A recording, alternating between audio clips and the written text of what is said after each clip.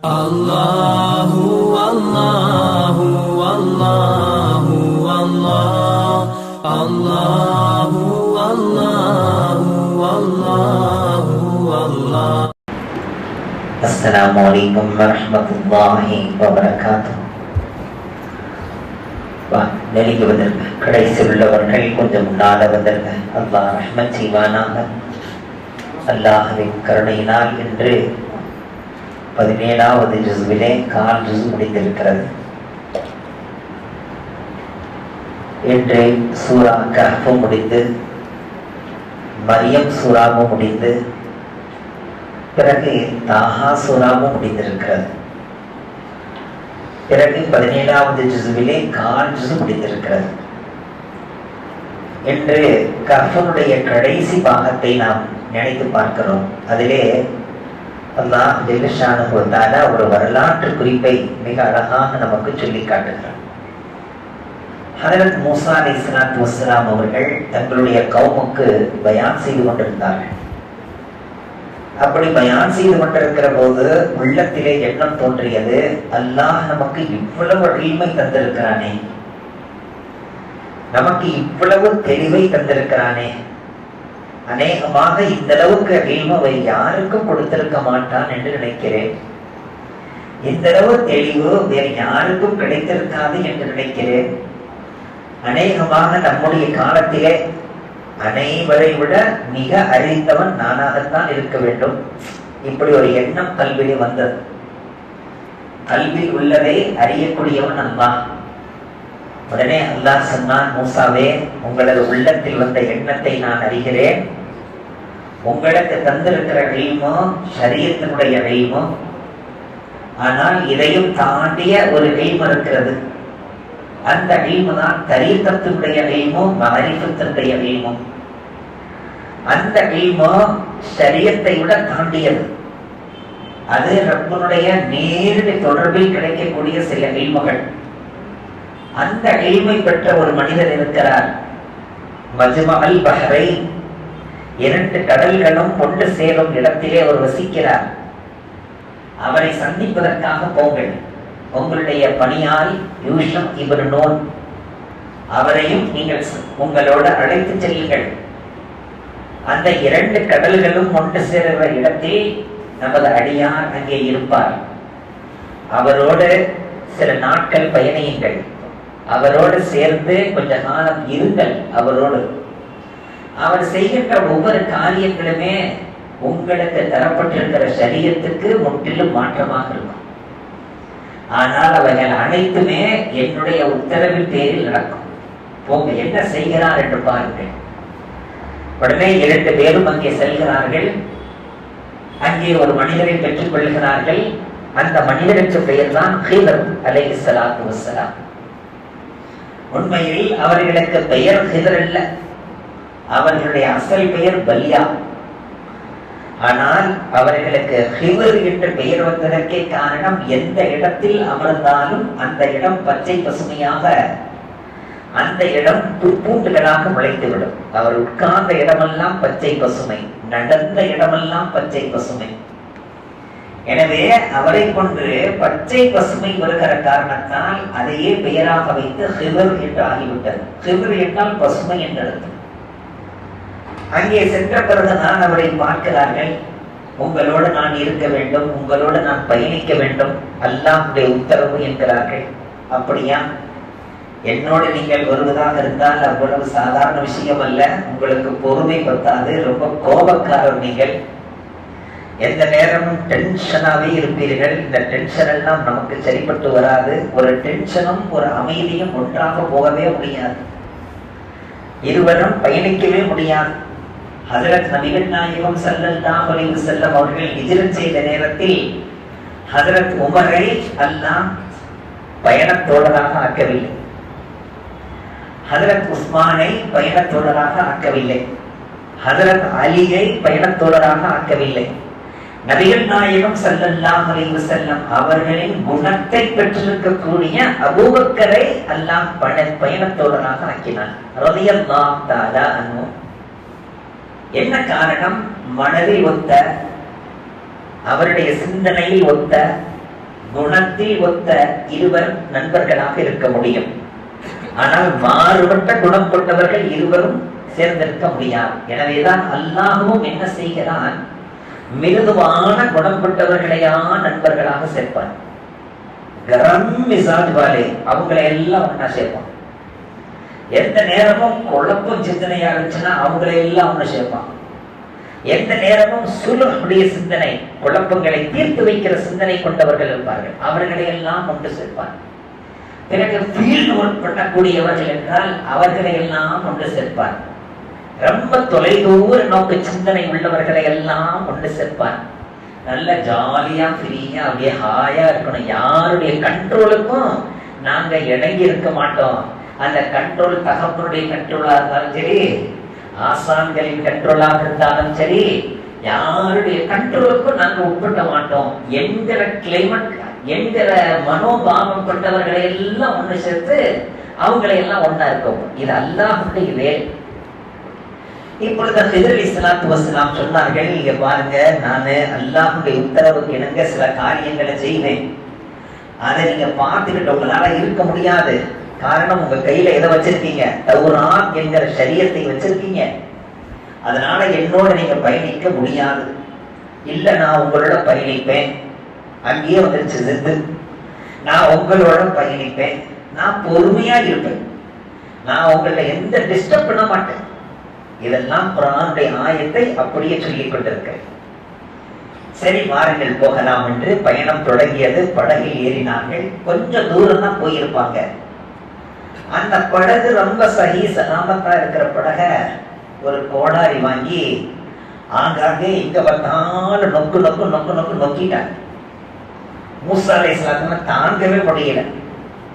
ஏனென்றால் ஏற்கனவே தன்னுடைய இடத்தை சார்ந்த பனி இஸ்ரவேலர் ஒருவரை திமுத்தி, ஃபிரௌனுடைய இனத்தை சார்ந்த, ஃபிரௌனுடைய பார்ட்டியை சார்ந்த திமுத்தி அடித்தான் என்பதற்காக, ஏனடா ஏன்னா அடிக்கிற, என்ன செஞ்சார் அவரு, எதுக்காக அடிக்கிற, ஒரே குத்து மௌத்தா போயிட்டாங்க. அந்த அளவுக்கு கடுமையான மூசா அலைஹிஸ்ஸலாம் தாங்கிக் கொள்வார்களா? ஏங்க இந்த வேண்டாத வேலை பாக்குறீங்க? பொத்தல் விழுந்துருச்சுன்னா உள்ள இருந்து தண்ணி உள்ள வந்துருமா இல்லையா? தண்ணி உள்ள வந்தா எல்லாம் மௌத்தா போயிரும்ல. கொஞ்சமாவது புத்தியா செயல்படுங்க அப்படின்னு யார் சொன்னா? உடனே ஹிதர் அலைஹிஸ்ஸலாம் சொன்னாங்க, இதுக்காகத்தான் சொன்னேன், என் கூட நீங்க வர முடியாதுன்னு சொன்னேன். உங்களால பொறுக்க முடியாது எனக்கு தெரியும். இல்ல இல்ல இல்ல இல்ல இல்ல, இனிமேல் பர்ஃபெக்டா இருப்பேன், இனிமேல் கண்ட்ரோலா இருப்பேன், நீங்க கவலைப்படாதீங்க, வாங்க போலாம். ஏன்னா அடுத்து கொஞ்சம் தூரம் போகும்போது விளையாண்டு கொண்டிருந்த அழகான சிறுவர்கள், சின்னஞ்சிறுவர்கள் விளையாண்டு கொண்டிருந்த நேரத்தில் அதுல ஒரு பையனை அப்படி கூப்பிட்டார் ஹிதர் அலைஹிஸ்ஸலாம். பக்கத்துல வந்தனே ஒரே அடி மண்டையில, தலையை தனியா திருகிட்டார். அதே இடத்துல அவன் மௌத்தா போயிட்டான். என்ன காரியம் செய்தேன்? அந்த பையன் என்னங்க செஞ்சான்? குற்றமறியாத சின்ன ஜிருவான், அவனை போய் கொண்டுட்டீங்களாங்க, நீங்க மிகப்பெரிய தப்பு பண்றீங்க நீங்க. உடனே மீண்டும் கதவுல விட்டார். நான் சொன்னா இல்லையா, இதுக்கு மேல உங்களுக்கு எனக்கு மத்தியில எந்த தொடர்பும் இல்ல, ஒழுங்கா நீங்க போயிடுறதா நல்லது. இல்ல இல்ல இல்ல, இனிமேல் கண்ட்ரோலா. ஒரு ஊருக்குள்ள போனா, ஒரு ஊரை கடந்து கப்பல்ல இருந்து இறங்கி ஒரு ஊருக்குள்ள போகும்போது தானே இந்த சின்ன பையனை கொண்டுட்டாங்க. இன்னும் கொஞ்சம் தூரம் போனா அந்த இடத்துல ஒரு செவர் விழுந்து கிடக்கு. சும்மா விழுந்து கிடக்கிற செவர். பசி மாட்டுது ரெண்டு பேருக்கும். சரி, ஊருக்குள்ள எங்கேயாவது சாப்பாடு கிடைக்குமான்னு பார்த்தா யாருமே தாவத் தர மாட்டாங்க. தாவத் தந்தா பெரிய தடப்புடல் வேண்டாம், பசிக்கு ஏதாவது கொடுங்கன்னு கேட்டா ஒருத்தர் கூட தர மாட்டாங்க. அப்படிப்பட்ட ஊர், கஞ்சூஸ் ஊர் பழுத்திரி. எவருமே இறக்கம் காட்டாத ஊர்ல அந்த விழுந்து கிடக்கிற சோறை எடுத்து நிமித்தி வச்சு அதுக்கு சாந்து பூசி அதை முட்டு கொடுத்து அதை நல்ல ஸ்ட்ராங் ஆக்கி இவ்வளவு வேலையை பார்த்தார் ஹிதர் அலைஹிஸ்ஸலாம். மூசா அலைஹிஸ்ஸலாம் தாங்கிக் கொள்ள முடியல, சோறு தர மாட்டான். பசிக்கு சோறு தராத ஊரு, கஞ்சர்கள் நிறைஞ்ச ஊரு, கொஞ்சம் கூட ஈவு இறக்க இல்லாத ஊர்ல போய் நீங்க எதுக்குங்க இந்த வேண்டாத வேலையெல்லாம் பாக்குறீங்க? சரி, இந்த வேலையை பார்த்தீங்க, இந்த இடத்துக்குரியவர்கிட்ட, இந்த சோற்றுக்குரியவர்கிட்ட கூலி கொடுங்கன்னு கேட்டோம்னா கூலியாவது கிடைச்சிருக்குமா இல்லையா? அந்த கூலியை கொடுத்தாவது நம்ம எங்கேயாவது சாப்பிடலாம்ல, அதையும் செய்யல. உடனே ரொம்ப கோபத்துல வந்து, இங்க பாருங்க, இதுக்கு மேல என்னோட பயணிக்க கூடாது, இன்னும் நிறைய காரியங்கள் நான் செய்ய போறேன், என் கூட நீங்க இருக்க முடியாது, 3 போதும். இப்ப நான் உங்களுக்கு சொல்றேன், எதையுமே நானா செய்யல. உமா ஃபஅல்துஹு அன் அம்ரி ذلك تأويل ما لم تستطع عليه صبرا. இங்க பாருங்க, நீங்க எதை பொறுத்து கொள்ளாம இவ்வளவு நேரம் பார்த்துக்கிட்டு இருந்தீங்களோ எல்லாத்தையும் உங்களுக்கு சொல்றேன் கேளுங்கன்னு சொல்லிட்டு சொன்னாங்க. முதல்ல அந்த கப்பலை நான் ஆங்காங்கே நோக்கினேன் அல்லவா? எதற்காக என்றால், இன்னும் சிறிது தூரம் சென்றால் அங்கே ஒரு அரசன் இருக்கிறான். ஹதிபுன் பத்ரி என்கிற ஒரு அரசன் இருக்கிறான். அவனை கடந்து செல்லுகின்ற எந்த கப்பலையும் அவன் விட்டு வைப்பதில்லை. அந்த கப்பல் சஹீ சலாமத்தாக இருந்தால் அதை கைப்பற்றிக் கொள்வான். அதனால அங்கேயே ஓட்ட உடசலாக்கி விட்டோம்னா பிறகு போய் சரி பண்ணிக்குவாங்க. எத்தீம்களுக்குரியது, மிஸ்கீன்களுக்குரியது அந்த கப்பல். அந்த கப்பலை அவன் அபகரித்துக் கொள்ளக்கூடாது என்பதற்காக நான் இப்படி செய்தேன். அது நானாக செய்யவில்லை, என் ரப்பின் உத்தரவு சொன்னார். இனி அடுத்து இன்னொரு குழந்தையினுடைய தலையை நான் உருட்டி மௌத்தாக்கினேனே. ரப்பு சொன்னான், அந்த குழந்தையை பெற்ற தாயும் தந்தையும் மிகச்சிறந்தவர்கள், ஈமான்தாரிகள். ஆனால் இவனுடைய எதிர்காலம் குஃப்ரிலே முடிய போகிறது. ஹாத்திமா எனக்கு தெரியும். அப்படி இவன் குஃப்ரிலே போகிற போது இவனுடைய சந்தோஷத்துக்காக வேண்டி தாயும் தந்தையும் குஃப்ரிலே போவார்கள். எனவே இந்த தாய் தந்தை இருவருடைய ஈமானை பாதுகாப்பதற்காக வேண்டி இவனை கொன்று விடுங்கள். நாங்கள் இவனுக்கு பகரமாக மிக அழகான பகரத்தை, மிக நல்ல பகரத்தை, மிக நேர்த்தியான ஒரு பிள்ளையை நாம் தர காத்திருக்கிறோம். ஆயத்தில் வருகிறது. அதற்காக நான் கொன்றேன். இது ரப்பின் உத்தரவு. ஆனா உங்க சரீரத்தில் இதெல்லாம் இருக்காது. இனி மூன்றாவது, அந்த விழுந்து கிடந்த சுவரை எதற்காக நான் நிறுத்தி வைத்தேன் தெரியுமா? ஒரு ஊர்க்காரர்கள் நம்மை ஆதரிக்கிறார்கள் என்பதற்காக நலவு செய்யக்கூடாது. ஒருவர் நம்மை புகழ்கிறார் என்பதற்காக வேண்டி ஒரு நற்காரியம் செய்யக்கூடாது. எதை செய்தாலும் என் ரப்பின் உத்தரவு என்று நாம் செய்ய வேண்டும். அந்த பண்பு நம்மிடத்தில் வர வேண்டும் என்று ஹதரத் மூசா அலைஹிஸ்ஸலாத்துக்கு அட்வைஸ். யாரு? ஹதரத் ஹிர் அலைஹிஸ்ஸலாம் சொன்னார்கள், அந்த சுவட்டுக்கு அடியிலே ஒரு பொக்கிஷம் மறைந்திருக்கிறது. அந்த பொக்கிஷத்தை மறைத்தவர் யார் தெரியுமா? 2 எத்தீம் பிள்ளைகளுக்கு சேர வேண்டிய சொத்து. அதற்குள்ளே மறைந்திருக்கிறது ஹசானா. இந்த ஹசானாவை அந்த 2 எத்தீமான பிள்ளைகளின் தந்தை அல்ல, தந்தையின் தந்தை, தந்தையின் தந்தை, தந்தையின் தந்தை, தந்தையின் தந்தை, தந்தையின் தந்தை, 7வது தலைமுறையில் ஒரு நல்ல விசுவாசமுள்ள ஈமான்தாரை மரணித்திருக்கிறார்.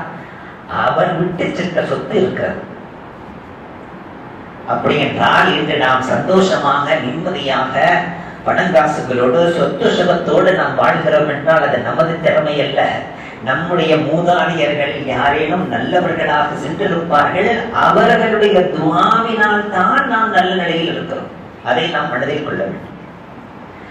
இன்று நமக்கெல்லாம் தருகின்ற சொத்துக்கள் எல்லாம் நம்முடைய முயற்சி அல்ல. நம்முடைய முயற்சி வீழ்போகாமல் இருப்பதற்கே காரணம் நமக்கு மேலே உள்ளவர்கள் துஆ செய்கிறார்கள். அவர்கள் ஹால ஹயாத்தில் துஆ செய்திருப்பார்கள். அவர்கள் நானாவாக இருக்கலாம், நானியாக இருக்கலாம், தாதாவாக இருக்கலாம், தாதிகளாக இருக்கலாம், அல்லது அவர்களை ஈண்டெடுத்தவர்களாக இருக்கலாம். எனது சந்ததிகளிலே எல்லோரையும் செல்வந்தர்களாக வாழவை, யாரிடத்திலும் யாசகம் கேட்காமல் வாழவை, யாரிடத்திலும் கூடி குறுகாமல் வாழவை என்று துஆ செய்திருப்பார்கள். எந்த காலத்திலே, எத்தனை பரம்பரை, அந்த 7 பரம்பரைக்கு முன்னால் புதைத்து வைக்கப்பட்ட அந்த சொத்தை அல்லாஹ் சொன்னான், அந்த சுவற்றை மேலாக்கி அதை நிறுத்தி வையுங்கள், இந்த 2 பிள்ளைகளும் பெரிதான பிறகு எடுத்துக்கொள்ளட்டும் என்று அல்லாஹ் சொன்னான். எனவே நான் அதை செய்தேன். இதுதான் தீர்ப்புப்பா, இதுக்கு மேலே என்னோடு வரக்கூடாது. இதுதான் தீர்ப்பு. இவைகள் எல்லாமே உன்னுடைய ஷரியத்தின் பார்வையிலே என்னவாக இருக்கலாம், மாற்றமாக இருக்கலாம். அதையும் தாண்டிய ஒரு இல்மு இருக்கிறது. அந்த இல்முக்கு பேர் தான் இல்மு இர்ஃபான்.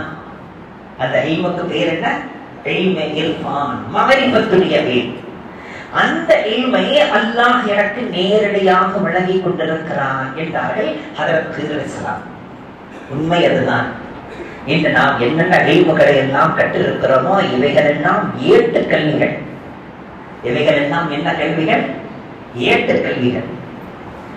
ஏட்டு சுரக்காய் கறிக்கு உதவாது என்பார். ஏட்டு கல்வி. ஆனால் இதையும் தாண்டிய ஒரு கல்வி இருக்கிறது. அந்த கல்வி யாரிடமிருந்து நேரடியாக கிடைக்கக்கூடியது? ரப்பினுடைய தொடர்பிலே நேரடியாக கிடைக்கக்கூடிய கல்வி. அந்த கல்விதான் உண்மையிலேயே கல்வி. 24 மணி நேரமும் குடிகாரராக இருந்த பிஷ்ர ஹாஃபி ரஹ்மத்துல்லாஹி பிஸ்மில்லாஹிர் ரஹ்மானிர் ரஹீம் கீழே கிடக்கிறது. அதை எடுத்து கண்ணியப்படுத்திய காரணத்தால் அல்லாஹ் உயர்த்தி விட்டான். எந்த அளவுக்கு உயர்த்தினான் தெரியுமா? அவர் நடந்து செல்லும் பாதையிலே செருப்பு இல்லாமல் தான் நடப்பார். அவரது காலிலே சாணம் பட்டு விடக்கூடாது என்று எந்த ஆடும் மாடும் எதுவும் புழுத்தை விடக்கூடாது. ஆடு மாடுகள் எல்லாம் கண்ணியப்படுத்தியது. அவர்களது கையிலே போய் அஹ்மது இப்னு ஹம்பல் ரஹ்மத்துல்லாஹி பையத் வாங்கினார். அப்பொழுது கேட்கப்பட்டது, என்னங்க அவரு, நீங்க எவ்வளவு பெரிய இல்முடைய புத்தலாவா இருக்கீங்க, நீங்க போய் அவர் கையில, அதுவும் 24 மணி நேரம் குடிகாரரா இருந்தவருடைய கையில போய் பையத் செய்றீங்க. அதுக்கு அவங்க சொன்னாங்க, வேறொன்னும் இல்ல, முஜே ஹே கிதாபி இல்ம், என்னிடத்தில் இருப்பதெல்லாம் ஏட்டுக்கல்வி இருக்கிறது. நான் ஆலிமாக இருக்கிறேன், நான் ஆலிமாக இருக்கிறேன், இல்மை அறிந்த ஆலிமாக இருக்கிறேன். ஆனால் அவரும் ஆலிமாக இருக்கிறார், ரப்பை அறிந்த ஆலிமாக இருக்கிறார். என்னிடத்தில் உள்ள இல்மெல்லாம் ஏட்டுக்கல்வி, அவரிடத்தில் இருப்பதெல்லாம் ரப்பு தந்த நேரடி கல்வி. அந்த இல்மை வைத்திருக்கிறார். எனவேதான் அவரது கையில் நான் பயிற்சி செய்தேன். அடக்கம் கூட பிஷ்ர ஹாஃபியினுடைய தலைமாடு எங்கே இருக்கிறதோ அங்கிருந்து அஹ்மது இப்னு ஹம்பல் ரஹ்மத்துல்லாஹி ஜனாஸா அவர்களுடைய கபர் இருக்கிறதா நேரடியாக பார்த்தவர்கள் சொல்கிறார்கள். நினைத்து பார்க்கிறோம், நம்முடைய இல்மை விட தாண்டிய ஒரு இல்மு இருக்கிறது. அந்த இல்முக்கு சொந்தக்காரர்கள் உலகத்தில் வாழ்ந்து கொண்டு தான் இருக்கிறார்கள். யார் என்று நமக்கு தெரியாது. எனவே எல்லோரையும் மதிக்க வேண்டும், எல்லோரையும் உயர்வாக கருத வேண்டும். யார் எந்த நிலையில் இருக்கிறார்கள் என்பது அல்லாஹ் மட்டுமே அறிவான். எனவே தனக்குரிய இல்மை உயர்வாக கருதி பிறரை தாழ்வாக கருதி விடக்கூடாது. தான் எடுத்த சப்ஜெக்ட் மிக உயர்ந்தது, அவர் எடுத்தது தாழ்ந்தது என்று யாரையும் தரம் தாழ்த்தி நினைத்திடக்கூடாது. எல்லாவற்றையும் விட மிக உயர்ந்த சப்ஜெக்ட் எது? அல்லாஹ்வை அறிதல். அல்லாஹ் அந்த இல்மை கொண்டு நம்மை எல்லாம் சிறப்பு படுத்துவானா.